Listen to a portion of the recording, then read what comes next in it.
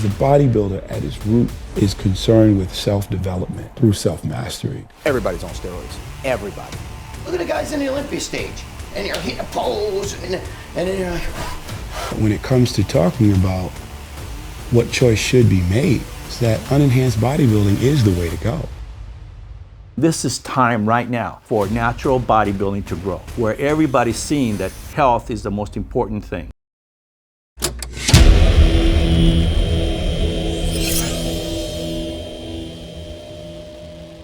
Ronnie, how did you end up picking a professional police officer and actually moving to Texas? How did that happen after college? Well, you know what? When I was in college, I did a whole lot of things, you know. Not only was I, because, you know, I didn't really get a, I mean, I should have gotten a scholarship, but I never really said too much about it because I started and I was on the first string and all this kind of stuff. But I got a lot of academic scholarships, you know. When I was in college, so I had this thing, they had this thing called work study where you had like odd jobs, but you could make money to pay for your schooling. I worked on the police department when I was in college. I just ride with the officers and help them write tickets and stuff like that. Help them with the bank deposit, you know, all that kind of stuff. Just like an assistant. I worked for the newspaper. I started out as a writer.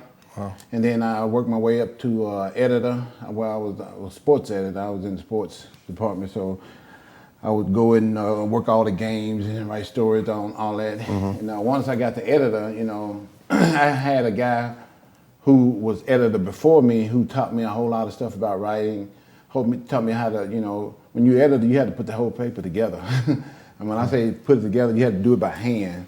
And you had to measure everything out, and you had to calculate everything to where the ads was fit into a certain space and the articles would fit into a certain space. Everything, that you didn't have computers back then like they do now. We had to like hand put the paper together. So he taught me all this stuff, how to put the paper together, how to edit other people's stories. So once I worked my way up to sports editor, I was editing everybody else's story. I had to put the paper together, I had to write stories. So I worked all these different jobs to, when I got out of college, when I graduated college, and like I said, I graduated cum laude, which is like not at the top, but Almost at the top. yeah, almost at the top. But you know, I had a 3.5, 3.6 or something like that, somewhere in there. Yeah, I think cum laude is 3.5 and above, and they got magna and they got summa.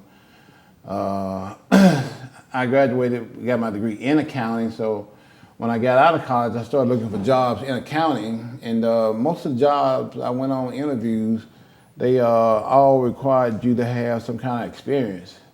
And you know, coming straight out of college, and because the reason what hurt me a lot is when the recruiters came to the school to recruit people, I was on out of town on football like trips and stuff. You know, we had a lot of away games. We only played like 3 or 4 home games. So I was always out of town. If I went out of town, we had all these film studies and all these meetings we had to attend. So I could never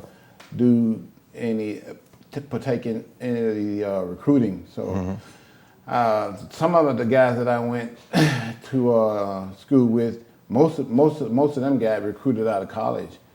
And because they were able to go and, you know, talk to the people that came, that's how I ended up coming to Dallas. My roommate, he was recruited, you know, out of college. He got a job in Dallas working for Sharon Williams. Also, my roommate was one of the guys that I went to high school with. So we were good friends and everything. So when he told me he was coming to Dallas, I'm like, well, like I'm be following you to Dallas too. I followed you to Grambling and, you know, and like I'd be going to Dallas. So I came out to Dallas with him, kind of like, he had a brother that was already here, so they had an apartment. And I kind of like slept on the floor while I was looking for a job every day.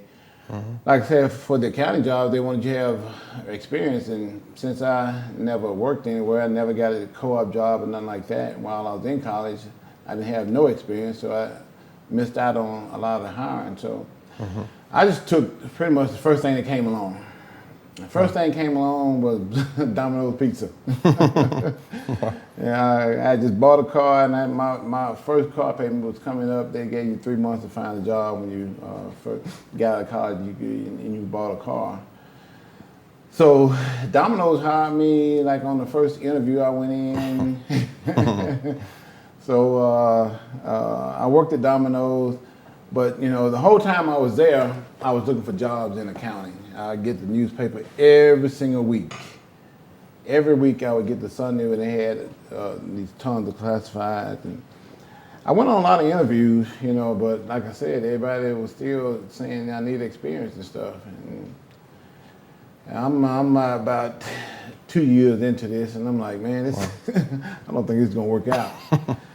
And I noticed that every time I got the newspaper in the classified section, there was always a big old article, big old ad there for police officers.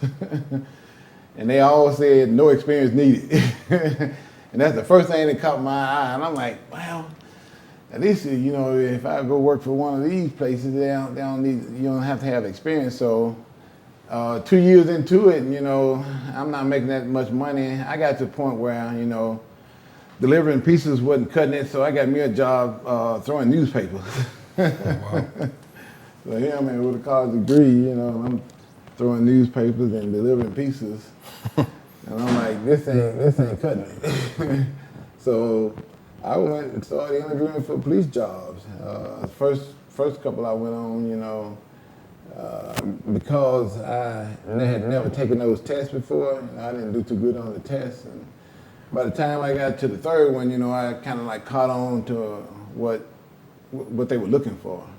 So I kind of like, you know, did a whole lot better on the third one. And the third one was here in Arlington, and I kind of like, I almost breezed through the process. It was 3 months hiring process. You had to do so much stuff. I mean, you go on this first interview where they just got a guy and they ask you a question like, "Why you want to be a police officer?" And just him and you sitting there.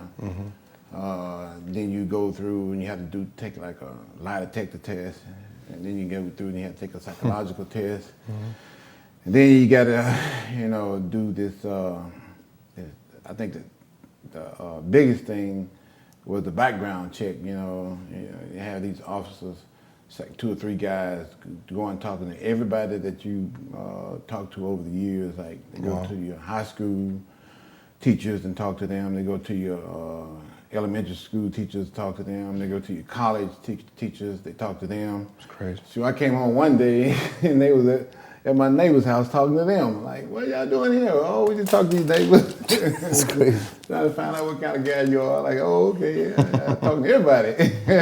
They got to the point, they went to they talked to the people who I grew up with, the neighbors who I grew up with back in my hometown. Like I think they talked to everybody like I knew, had come in contact with over all my years of living and everything. So that part of the process was long and extended, and I think that's probably why it took 3 months, the hiring process to get hired on. But like I said, I still kind of like breezed through it because I never was in no kind of trouble. I always got along with people, and I never like got into trouble when I was a kid. I kind of like stayed out of trouble.